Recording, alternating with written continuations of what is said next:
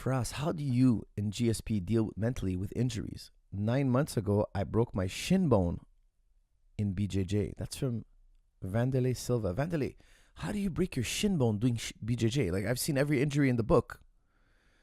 I hate to say it, but I would like to know exactly. Like, I don't want to make you relive this, but how did you break your shin doing jiu-jitsu? That's really odd. Your shin bone, like this bone right here, like the Muay Thai bone where we kick each other, that's a really rare injury. Now, I will tell you, that's probably what we categorize as catastrophic. You must have had a fall. No, it's for sure. I hope it's not from a submission. I mean, that'd be absurd. The person applying the submission was like really going all out here. Guys, whenever you apply submissions in the practice room, always go gradual. I always tell my students, never go 0 to 60 and try to sub the guy in a second. No, that's for tournament competition. That's fine. You can do that in a tournament. In a tournament, you see an armbar, you jump on it, you go from 0 to 60. That's competition. It's allowed. There's no rule against it. In the practice room, this is bad etiquette. This is bad etiquette. If I see somebody do that in the practice room, I immediately talk to them. I give them a warning. Tell them you can't do that. I explain to them. I often mention it before class, before we start rolling. I always tell students, a few times a year I mention it. The safety rules in the gym. And one of them is always apply submission pressure gradually. Give the guy you're grappling with or girl plenty of time to tap and or escape. It's okay if they escape. Me when I do a sub, I continue. I don't start all over. Let's say, for instance, I get an armbar and I apply it gradually and the armbar is done. You don't need to release, reset, start back in a neutral position. No, just keep flowing as if you missed the armbar, especially with leg locks. Okay? Leg locks oftentimes fail. They're slippery. Okay? Even if I tap to a leg lock, let's continue from this exact position as if I had escaped. Why? Because you're going into your second effort maneuver. Leg locks should lead always to sweep attempts or another leg entry or another upper body attack. You have to chain wrestle. You'll be more confident at going for leg locks if you train this way because you're always failing, quote, even when you score. Even when you score, you're going to your second effort maneuvers. Think about it. If every time you do a leg lock, you tap the guy, you stop. Okay, obviously you release the pressure. And then you pretend as if your partner got out of the leg lock. Now you're going into your follow-up maneuvers. Guess what? Your leg lock game is going to get so much stronger. Now, Vandele, I don't know how you hurt your shin bone, but it sounds to me like you must have had a fall or that's catastrophe. 2% of injuries is catastrophe, meaning they're not preventable. Okay? If I'm walking down the street and I get hit by a bus and it wasn't my fault, I was on the sidewalk in the bus shelter, and the guy driving the bus, his wife left him, his stocks dropped, and, he doesn't see any reason for living, and just plows through the bus station. This is maybe not the best example, but that's catastrophe. I couldn't have avoided it. It had nothing to do with my rehab, prehab, fitness levels, etc. However, if it's, for instance, I was rolling with somebody and they went 0 to 60 and cranked my leg, that was preventable. You have to always categorize injuries. Were they preventable? Were they not preventable? If they were preventable, it's on you. If they were not preventable, that's 2% of injuries, as Kelly Starrett says. Okay, that's not my percentage. Kelly Starrett, PhD, physiotherapy, says, look, 2% of injuries are not avoidable. If it's not a 2%, then how could you have avoided it? That's number one. That's how you deal with it mentally, okay? Practice room should feel safe. That's number one, okay? I always tell the guys in the gym, look at George. He's just a shining example. The man's in his 40s. He still trains every day. He's rarely ever injured. Rarely. One, there's proper rooms in the practice room. Proper rules in the practice room. Sometimes I go train with certain people. I'm like, it's insane. Their training philosophy is insane. Like, they're just going to fight. They're fighting. They're clawing at each other. It's like, no wonder this club is not matured as it could have, because who can fight like this every single day? Practice should be enjoyable. It should be relaxed. It should be fun. It should be competitive to a certain degree. Yes, I get it, of course. But it shouldn't be barbaric. It shouldn't be a fight. I should want to go to train every day. You should have a great joy when you walk into the practice room. It's time for enjoyment. It's time for feeling good. It's time for practice. As we warm up, we get more and more intense. As we're more experienced, our practices become more intense. That's how you do it. Another very important strategy is to always do technique. Okay, so whenever you go to practice room, of course you do technique, but don't always necessarily roll. Okay, if let's say for instance you tweaked your shoulder, I talk about this in all the strong and stable for life videos. Okay, always respect the pain rule. I'm gonna go over the pain rule here because it's so important. What's the pain rule? Okay, when you're training, if 10 is excruciating pain and 1 is, you stepped on a little tiny pebble and you barely felt it, 7 is the maximum level of pain we tolerate ever in practice. So for instance, if I tweak my shoulder and it's a 4 out of 10 on the pain scale, if I'm training, I'm doing technique, and as I'm doing technique, I feel it's still a 4, it hasn't moved to 5. Okay, I'm going to warm up and I'm going to do technique and then I'm going to roll. When I'm rolling, I'm noticing it's going to a 5. I'll keep rolling. Then I'm rolling around 2, 3. I'm feeling it's 5.5. It's time to stop. It's getting worse on the scale. Stop. You're going to turn this little problem into a major chronic problem. Stop. The next day I come in, you know what? It's a 4.5. It went from 4 to 4.5. Stop. We're not going to let this go any further. What are we going to do? Well, we're going to do technique. That's why I never say no to technique. Technique, it's rare. Unless you're on a 9 on 10 on the pain scale, skip technique. Okay, but that's the only time you skip technique, I should say. If I come in the practice room, I'm a 4.5, I'm a 5 today. The pain's a bit worse. The muscle's a little tighter. The joint is a little bit more inflamed. Well, guess what? I'm going to do the technique portion of the class, and then I'm going to do physical conditioning. I might do abs. I might do some shoulder work. I might do some rotator cuff, elastic work. I'll do my strong and stable shoulders for life routine. I'll watch practice, but I won't engage in physical rolling. I'll just do the technique portion. Think about that. If you always do technique and you roll only when you feel good and you do conditioning when you don't feel as good, think about what kind of athlete you'll become. You become super technical. That's number 1. 2, you're building a habit. Some people, when they have an injury, they say, oh, I'm going to skip the gym today altogether. No, bad idea. You're breaking your habit. You're making time now for extracurricular activities, and those are going to they're going to reinvent your schedule. I never break my schedule. My schedule is, guys, if you ever met George St. Pierre and myself, he's a man of routine. He's a man of routine. George is the most diligently routine-oriented person, one of the most diligently routine-oriented persons I've ever met. John Danaher, all successful people are like this, all of them. They think, hey, what do I want to do in life? What goal do I want? And then they create a routine.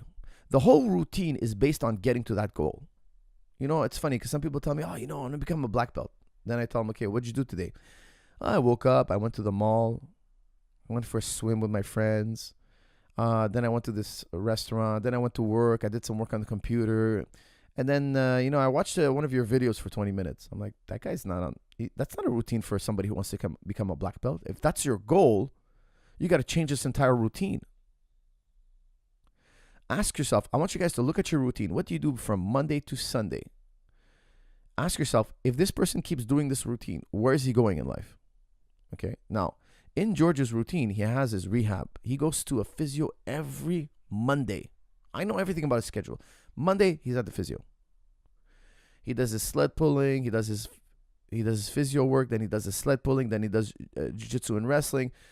Then after at night, he rests. He does his fitness routine at night. His like little exercises, just kind of nothing heavy that day, but just like auxiliary exercises. He has a routine. Your routine should be adaptable to your injuries. If I have an injury, my routine shifts to this. I already know what I'm going to do. I don't need to wait to have an injury to plan what I'm going to do. Okay. Now, in Strong and Stable Knees for Life, I tell you guys how to plan your schedule. When should you do weights? How often? How many reps? And then when should you do stability ball? The stability ball is the 4th week. Why? Because there's weeks where I train less intense. Why? You can't train hard all the time. You're going to get injured. You're going to get burned out. You're going to feel fatigued. Progress is actually going to slow down. Okay, so you want to have basic guideline, okay? The simplest periodization routine.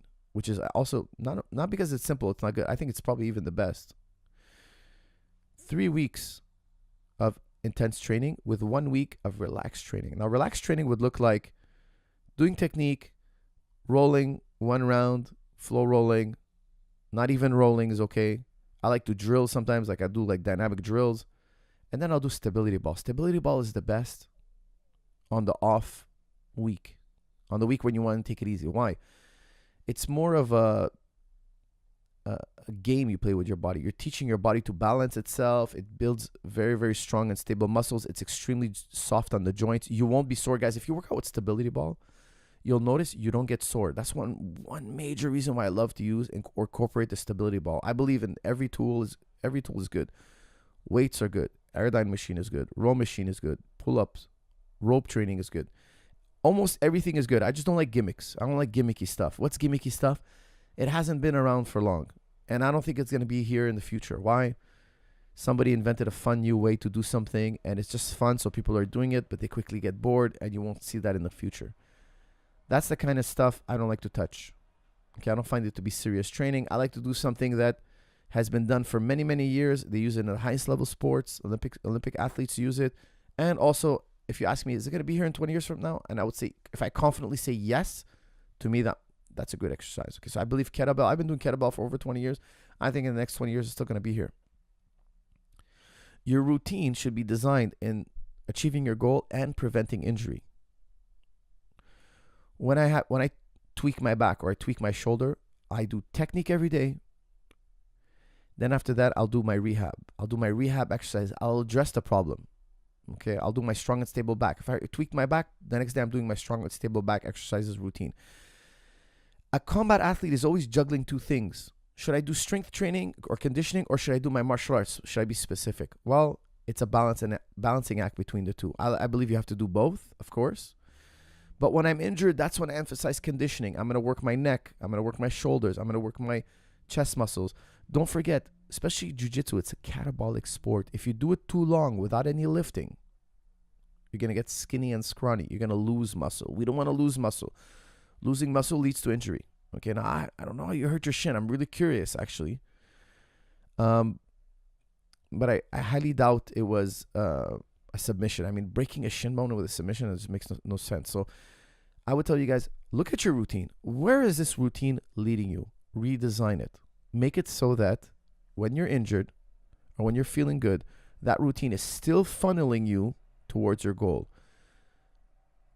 50% of your success is designing the routine. The other 50% is executing the routine, actually doing it. Yeah, you could design the best routine that's going to make you a PhD and a black belt all in a short period of time. Yeah, but did you actually do it? Okay, so design your routine. Think about the goal you have. Design a perfect routine with the assets you have. Don't tell me, oh, coach, I don't have the assets to reach my goal. No. With whatever assets you have, design a routine that points you in the direction towards your goal, and then execute it. Okay, guys, that's my advice from my friend Vanderlei Silva. That's how we do it. Okay, we design a routine that even when we're injured, the training never stops. The mission is still the same. We still know where the North Star is, and we accommodate our training towards how our body feels that day. And also the pain rule. Always respect the pain rule. Never let pain go past 7. Never. If pain is past 7, I recommend that you consider seeing a physio, or unless you have the strong and stable collection, you could do it yourself. Like, I never go see physio. I seen the physio once in the last 10 years. Why? George begged me. St. Pierre begged me. He's like, I broke a vertebrae in my back. I'm reminded of the words of Mike Tyson. Me and my son were laughing yesterday about it. Mike Tyson says, the doctor says I broke my back. Spinal. If you guys haven't heard that iconic post-fight interview from Mike Tyson. Let me see if I can find it here. According to him, he fought with a broken spine. Mike Tyson. I'm sure there's a video about it. Broke my back, spinal. It was one of the most ludicrous things a man could say after a fight. Hold on, let me get it. You guys have to hear this. Hold on a second. This is awesome. This is awesome. Listen to this, okay? I was a kid watching this. He had brutally knocked out somebody. I can't remember which fight it was. And then he was claiming, look, my back was broken. I almost didn't do this fight. My back was broken. And the doctor told him that he had probably a herniated disc or something, something in his spine. Listen to Mike Tyson's post-fight interview. Sweet. What was the problem? I broke my back. What do you mean by that? My back is broken. A vertebrae or what portion? Spinal. You did that in sparring? No, I did it by a motorcycle accident. The doctor discovered I was doing my sit-ups 2,500 a day with my 20-pound weight, and one day I couldn't move anymore. And I asked the doctor, what's wrong? And he said, believe it or not, it's wearing your back is broken slightly. Mike, were you really sick this week? What was I love Mike Tyson's diagnosis. Did you guys hear that? I broke my back. What do you mean? Like, how did you break? Spinal. That's all the information he needs. I broke my back. What do you mean, doc? Explain to me. Give me the details. Spinal. That's his answer. Spinal. Anyways, so I broke my back. I broke a vertebrae in my back. Spinal. And I went to see the physio. And yeah, it helped relieve pain. But guys, I'm telling you, I'm not going to go over it again because I did a whole episode on it. But I used the neck lever thing, something I'm going to add to strong and stable neck. Even though only 1% of you are going to need it, still I'm going to put it because my pain was not only over 7. My pain levels were at, I would say, 9.9. It was excruciating pain that I had. One of my students is an orthopedic surgeon. He's like, oh, it's going to take months to come back from this. I was back on the mats rolling 3 weeks later. No joke. Why? I used the old wrestling trick where they use like a neck lever. Okay, I'm going to add it to strong and stable neck. I'm going to add it hopefully in the next coming month or so. Because herniated disc in the thoracic spine is only 1% of cases. It's very, very rare. But still, if somebody's going through the pain that I went through, I want them to have it in strong and stable neck. I want it to be a complete program. And I'm explaining in the video when to use it because decompressing the thoracic spine is a little bit difficult. Actually, it's quite difficult if you have a herniated disc. Guys, I'm back on the mats, rolling, feeling good, no pain. My pain is at 0. I have no pain in my thoracic spine. It's incredible. But I was told it's a long road. And the only reason why doctors don't know about the neck lever is because it costs $40. You get it on eBay. It's super cheap. You go to the doctor, they're going to do a surgery. They're going to give you an MRI. They're going to make 40, 50K. Why on earth would they study? Why on earth would they do a research and a study on a neck lever? I call it the neck hammock, neck elevator, neck stretcher, whatever you want to call it. Why on earth would that thing, we'd only make $40. Wrestlers have been using this kind of technique for thousands of years. They used to do it by pulling each other's necks manually. Okay, don't forget, wrestling is an old sport. The Egyptians wrestled.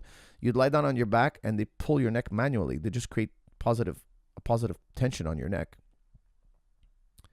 And that would counterbalance but it takes a lot of a human pulling on your neck. You'd have to do it for hours. Like it's not as strong as the lever. The lever uses gears. It's way stronger. I would stay in it for about half an hour at a time. I built my tolerance up to about half an hour. Okay, so I started with 5, 10 minutes, 15 minutes. Then I was at 30 minutes. And then I was just doing it 30 minutes cumulatively. Okay, so I was doing like 3 times a day for 10 minutes. And then once in a while, I would do 1 time a day, 30 minutes. I felt comfortable in it. And that completely decompressed my spine. Okay, so there's a lot to know about taking care of your spine. Old wrestling tricks, traditional remedies that have been passed down from one generation of wrestlers to the other. If you've ever trained in a third world country, guys, I've trained in third world countries. I'll tell you something. They don't have fancy. It's funny. They're so tough, man. Like I have students, they tweak their knee. They're like, oh, I'm going to go get an MRI. It's like, dude, you don't need an MRI. Oh, I have a little tweak in my shoulder. I'm going to take 3 weeks off and go to the doctors and wait in line. Here, we're in a socialist country. So if you want the doctor to see your shoulder, it's going to take months before you get an MRI. Like we're talking about months and months. It's like, it's not the right way to go about it. They don't do it that way in third world countries. They produce the best athletes and they don't do it that way. They do their own special remedies. That's why if you look at strong and stable back, I talk about that in the beginning of the video. I talk about, look, how do gymnastics, yoga, ballet dancers, how do they keep their spine decompressed? These are ancient arts. They pass down a tradition. Like if you look at St. Pierre, his posture is so incredible. He learned that from karate. He did not learn that from a physiotherapist. He did not learn that from hurting his back one day and then going seeing a physio. He has a natural posture because in karate, if you're not in correct posture, They come around with a stick and they whack you. You know, they whack your limb and they tell you straighten this part, straighten that part. It's the core of their sport, having proper posture. Alignment is key, and then decompression. I teach how to decompress your spine, like how to keep your spine neutral. These are very important key elements to having proper health in combat sports.